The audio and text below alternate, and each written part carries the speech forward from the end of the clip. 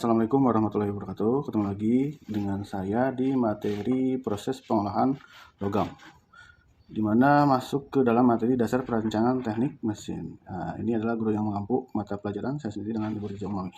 Kemudian proses pengolahan baja. Pada proses pengolahan besi dihasilkan besi kasar cair dua jenis, yaitu adalah besi kasar putih dan besi kasar kelabu. Nah, ini adalah contoh dari besi kasar putih dan ini adalah contoh dari besi kasar kelabu. Besi kasar putih itu identiknya berwarna putih, mengandung 2,3 sampai 3,5% karbon. Bersifat getas, keras, kandungan mangan masih cukup tinggi serta sulit untuk ditempa. Nah, ini adalah karakteristik dari besi kasar putih. Kemudian besi kasar kelabu itu dibagi menjadi dua bagian. Ada besi kasar kelabu muda yang mengandung 0,5 sampai 1% silikon dengan butir-butir halus serta banyak dipakai sebagai bahan pembuatan silinder mesin. Kemudian ada besi kasar kelabu kelabu tua yang mengandung hingga 3% silikon dengan butir-butir kasar serta tahan getaran. Nah, ini jenis besi kasar kelabu muda dan besi kasar kelabu tua. Kemudian macam-macam konverter dari hasil peleburan logam yang sudah Anda pelajari di sesi kemarin. Itu ada konverter Bessemer, ada konverter Thomas, ya. Kemudian ada juga konverter Siemens Martin. Ini adalah jenis pengolahan logam yang digunakan zaman dahulu. Nah, namun yang kita bahas hari ini adalah tentang konverter Bessemer, di mana suatu bejana dari plat baja yang dilapisi batu tahan api yang mengandung kuarsa asam atau SiO2 yang berfungsi untuk menahan panas dan agar dinding tidak mudah aus. Konverter Bessemer ini diputar pada porosnya. Proses Bessemer adalah proses industri berbiaya rendah pertama untuk memproduksi masal besi baja dari cairan pig iron sebelum adanya pengembangan tunggu barat terbuka di zaman sekarang. Kemudian jenis bahan. Konverter Bessemer mampu mengolah 25 ton besi kasar kelabu mengandung Si yang diisikan ke dalamnya karena sebelumnya isi bejana telah dipanaskan melalui pembakaran kokas sehingga mencapai suhu 1500 derajat Celcius dan dari udara bertekanan 2 atmosfer dari arah bawah. Maka besi kasar akan bereaksi dengan oksigen. Nah, unsur perubahan kimia yang terjadi dalam Bessemer itu seperti unsur-unsur pengotor unsur pengotor akan bereaksi seperti silikon ditambah O2 atau oksigen menjadi SiO2. 2 mangan ditambah oksigen itu menjadi 2 MnO atau 2 mangan oksigen. Mangan oksida. Mangan oksida ditambah SiO2 menghasilkan MnSiO3 atau slag atau ampas biji atau arang. Mungkin yang kita sering dengarkan adalah terak dari hasil pembakaran. Itu adalah MnSiO3. Kemudian unsur perubahan kimia yang terjadi juga di sana adalah fosfor. Unsur fosfor bereaksi dengan oksigen, itu di mana fosfor ditambah oksigen menjadi 2P2O5. Kemudian sulfur ditambah oksigen menjadi SO2 atau sulfur dioksida. Mengingat silika bereaksi dengan asam, maka batu tahan api yang dipakai juga harus bereaksi dengan asam. Hal ini perlu untuk menghindari reaksi perubahan antara asam basa menjadi garam dan air. Itu akan mengakibatkan kerusakan dari batu tahan panas sendiri karena terjadinya perubahan asam basa menjadi garam dan air. Selanjutnya, unsur perubahan kimia pada konverter Bessemer terjadi juga pembakaran di mana unsur karbon diikat oleh oksigen sehingga akan menjadi CO2, karbon dioksida. Dan setelah itu akan diikuti pembakaran Fe dengan diikuti atau ditandai dengan nyala api coklat. Reaksinya adalah Fe ditambah setengah O2 menjadi FeO atau iron oksida. Catatan di mana sebagian oksida besi yang terbentuk pada reaksi di atas akan berubah menjadi terak dan sebagian lagi akan bereaksi dengan silikon dan mangan.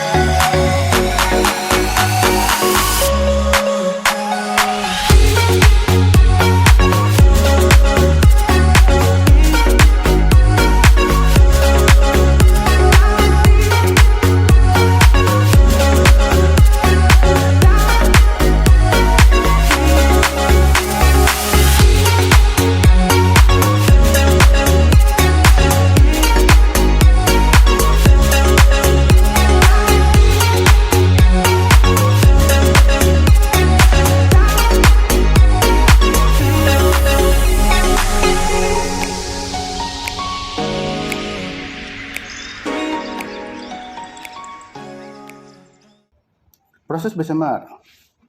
Reaksi-reaksi di atas yang tadi dijelaskan diikuti dengan kenaikan temperatur dari 1250 derajat ke 1650 derajat.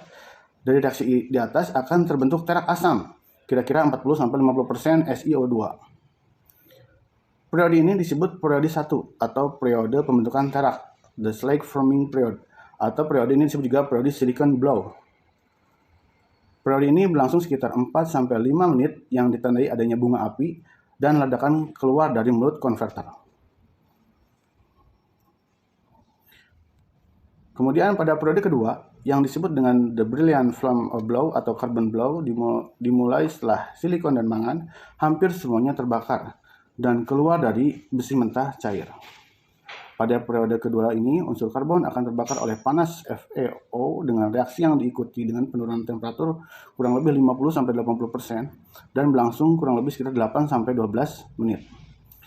CO akan keluar dari mulut konverter, di mana CO ini akan teroksidir oleh udara luar dengan ditandai dengan timbulnya nyala api bersinar panjang di atas konverter.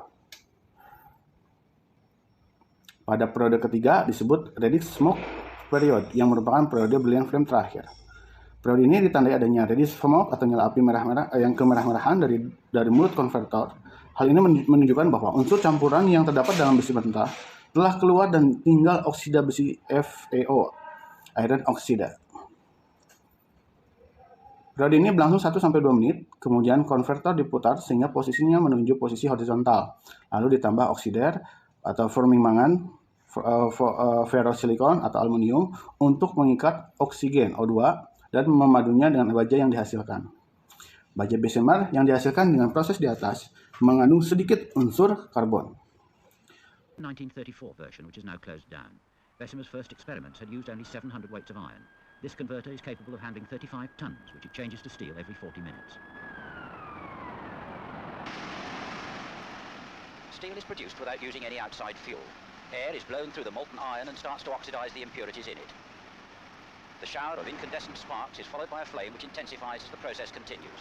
In the first stage, silicon and manganese are oxidized and also generate their own heat. The flame brightens as the carbon begins to burn.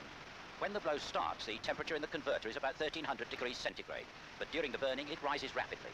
Formerly, the success of the blow depended on one man's experience. Today, an electronic indicator assists the blower. The blow is reaching its climax, and the temperature inside the furnace is up to 1600 degrees centigrade. The process is now nearly complete. The man-made volcano erupts. Truly, this has been described as industry's most spectacular process.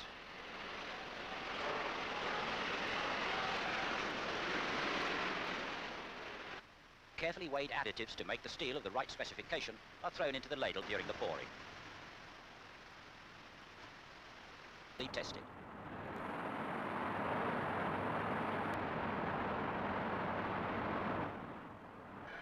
Some 30 tons of molten steel starts its majestic progress across the foundry floor to the waiting molds. Every stage is now critical if the steel quality is to be maintained. Steel making at Workington is a continuous process, and hardly has the ladle of molten metal started its journey than a second ladle, filled with molten iron, is being poured into the gaping mouth of the Bessemer. Using 2 furnaces on a 40-minute cycle keeps the whole run from ore to rail on a 24-hour basis. The method has been used now for 102 years, and for those who are interested in the statistics of such an operation, it's been estimated that in that time, 25 million metric tons have been processed.